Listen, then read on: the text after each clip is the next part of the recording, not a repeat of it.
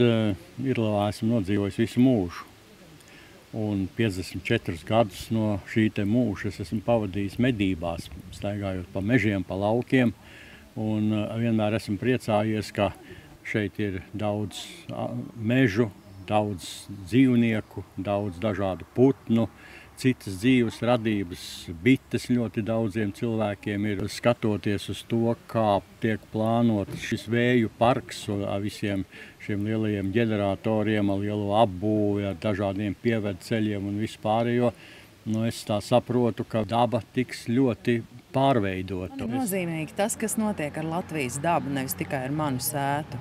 Un tas, ka šis ietekmēs pilnīgi visu Latvijas dabu, ir nenoliedzami, acīmredzami, lai ko arī tur tie eksperti nesazīmētu uz papīra, es tam visam neticu, jo mēs arī mākam lasīt angļu valodā, starptautiskus pētījumus, un mēs zinām, ka tie dati, kas tiek ņemti vērā, viņi ir izselekcionēti pēc kaut kādām pazīmēm, un mūsu rīcībā ir dati gan par ietekmu uz veselību, negatīvu ietekmu uz veselību, gan dzīvnieku, gan cilvēku, gan tas ir gan dzirdamā skaņa, gan infraskaņa, tāpat par utilizāciju, visi tie jautājumi. Ja? Un tas, ko es gribēju uzsvērt, ka man ir ļoti, ļoti skumji par to, ka mēs tiekam vazātais deguna, ka mums rada tāda ilūzija piedalieties. Esiet aktīvi, izsakiet savu viedokli, rakstiet vēstules, ieteikumus, nāciet uz sapulcēm, runājiet, jūs tiksiet uzklausīt. Ziniet, cik mēs rakstam vēstules?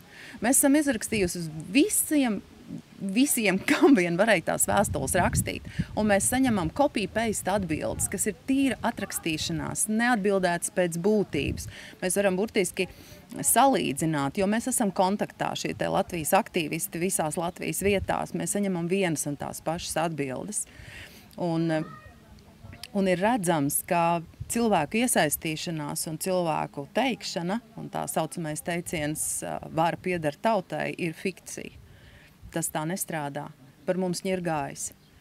Jo, jā, runāt jūs varat, bet mēs daram, kā mēs gribam.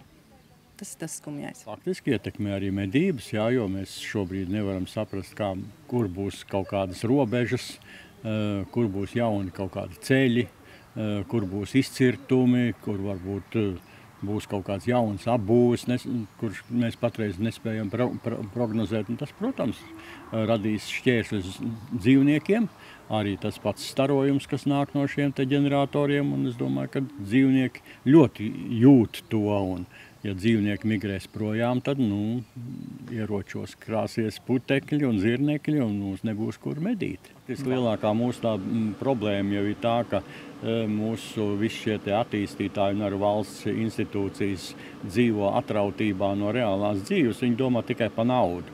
Kā iegūt pēc iespējas vairāk naudu, kā nopelnīt, un tad pēc mums kaut ūdens plūdi. Mums kaut kā tā nepatīk šajā valstī dzīvojot. Faktiski lielākā